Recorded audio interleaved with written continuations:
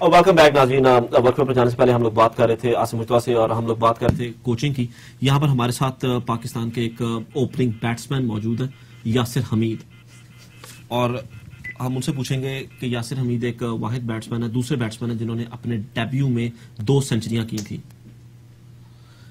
हमारे साथ अभी लाइन पर होंगे, हम उनसे बात करेंगे। अस्सलाम वालेकुम।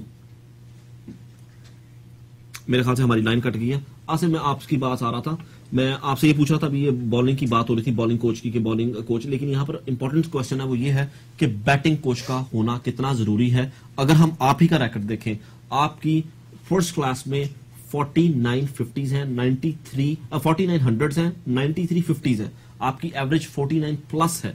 अब इंटरनेशनल क्रिकेट में आते हैं तो आपकी एवरेज 25 से 35 तक चली जाती है। इसकी क्या वजह है? पहली बात, क्या आपको भी लगता है जब आपने क्रिकेट शुरू की थी you were only 19 years old and I am sure there was no guidance नहीं थी या कुछ भी नहीं था, उसकी क्या वजह है? और तीसरा मेरा सवाल यहाँ पर जो इंपॉर्टेंट सवाल है, बैटिंग कोच का होना इस वक्त टीम के साथ कितना जरूरी है? हम जब भी हारे हैं 9 आउट ऑफ 10 हम अपनी बैटिंग वजह से हारे हैं।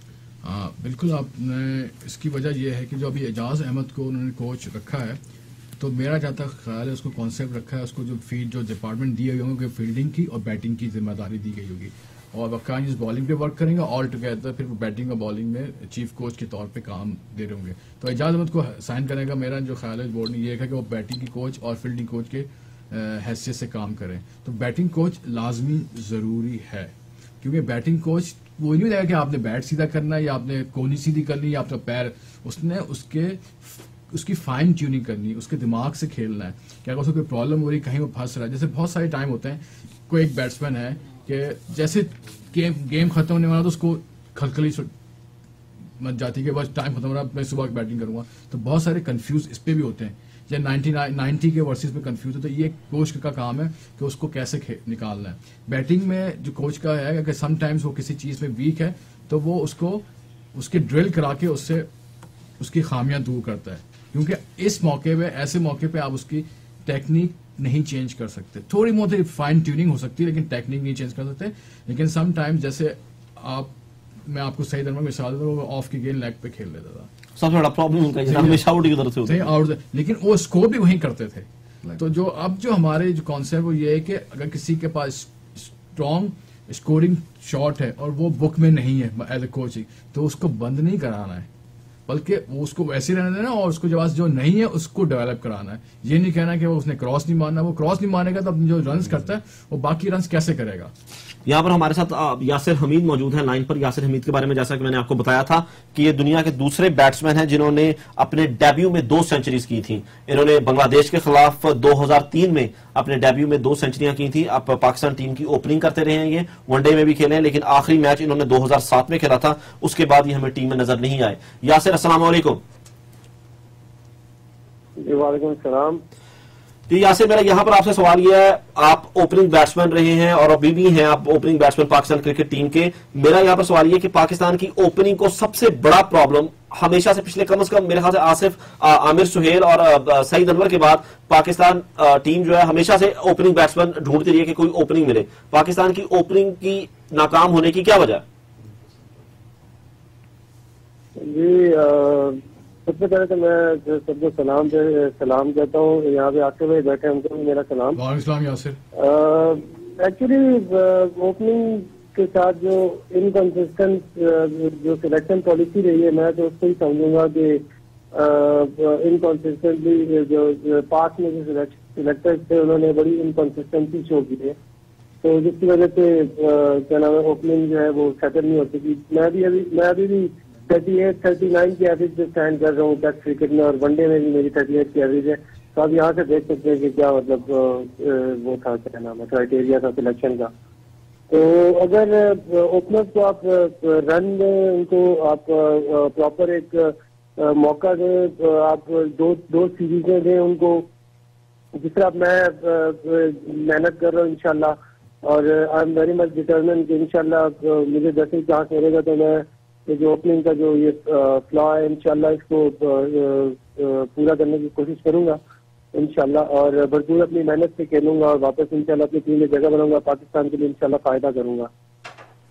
हाँ यासिर, लेकिन यहाँ पर बात यह है कि आपको 2007 के बाद उन्होंने सिलेक्ट भी नहीं किया, ना 14 खिलाड़ियों में आपका नाम आया। और हालांकि जिस तरह आपने भी बात की कि आपकी एवरेज जो है 36 प्लस है ओडीआई में, और टेस्ट में आपकी एवरेज 35 प्लस है। तो यहाँ पर एक तो पहली बात आ गई कि इस पर बोर्ड मैनेजमेंट जो पाकिस्तान क्रिकेट बोर्ड है उसका क्या क्राइटेरिया है ओपनिंग सेलेक्ट करने में। हम सलमान बट और इमरान फरहत को बार बार ट्राई कर रहे हैं। दूसरा मेरा सवाल आपसे यहाँ पर यह है कि बैटिंग कोच की कितनी जरूरत है इस वक्त पाकिस्तान क्रिकेट टीम को? जनरली बैटिंग कोच की जरूरत है, क्योंकि बैटिंग कोच जो है वो बहुत जरूरी है। आपको एटलीस्ट टेक्निकल चीजें भी बताता है, लेकिन इस लेवल पे मेरे ख्याल से टेक्निकल चीजों की भी जरूरत है। टेक्निकल चीजें तो बहुत जरूरी है, टेक्निक अच्छी होगी तो आप इंटरनेशनल लेवल पे सर्वाइव कर सकते हैं फॉर लॉन्गर पीरियड। और उसमें बैटिंग कोच को बड़ी बड़ी हेल्प होती है। वो आपको फाइंड करता रहता है, आपके जो फ्लॉज हैं वो बताता रहता है। इस तरह जब मैं टीम में था तो कंसिस्टेंटली जब मैं परफॉर्म कर रहा था तो जावेद भाई हमारे कोच थे, तो जावेद भाई बड़ी हेल्प करते थे। फिर तो मोटिवेशनल साइड पे भी कोच का बड़ा हाथ होता है कि वो मोटिवेट करे बैट्समैन को कि यार ये फलानी बॉलिंग है, आप इसके अगेंस्ट खेल रहे हो, तो जो एक बूस्टअप होता है वो देना बहुत जरूरी है। और मेरे ख्याल से बैटिंग कोच की यही ड्यूटी होती है कि यार वो कॉन्फिडेंस लेवल जो है वो बैट्समैन का वो उसको नीचे ना आने दे। और सबसे बड़ी फॉर्म खराब होने की वजह यही होती है कि वो जो कॉन्फिडेंस लेवल होता है वो डाउन हो जाता है, जिसकी वजह से बैट्समैन जो है वो अपनी शॉट खेलने से अवॉइड करता है, या जो है क्या नाम है शॉट सिलेक्शन में उसको प्रॉब्लम हो रही है। तो ये यहाँ पे कोच का बैटिंग कोच का काम होता है कि वो बैट्समैन को जो है मोटिवेट करे और उसको टोन रखे। यासिर, यहाँ पर मैं आपसे एक और सवाल करना चाहूंगा कि हमारे जो आपने भी कोचिंग की बात की और वो बैटिंग की बात की, चले कोचिंग अगर आप कर भी लें, अगर आप बैट्समैन को वनडे क्रिकेट और ये 2020 खेलना भी सिखा दें, टेस्ट क्रिकेट जो सबसे इंपॉर्टेंट आज भी समझ आती है टेस्ट क्रिकेट में अगर आप देखा जाए तो पाकिस्तान की टीम कहीं पर भी नहीं इस वक्त आती, उसकी वजह। और दूसरा ये कि यूसुफ और यूनुस के बगैर जो है पाकिस्तान टेस्ट क्रिकेट में पाकिस्तान कैसे इतनी बड़ी बड़ी टीमों का मुकाबला कर पाएगी?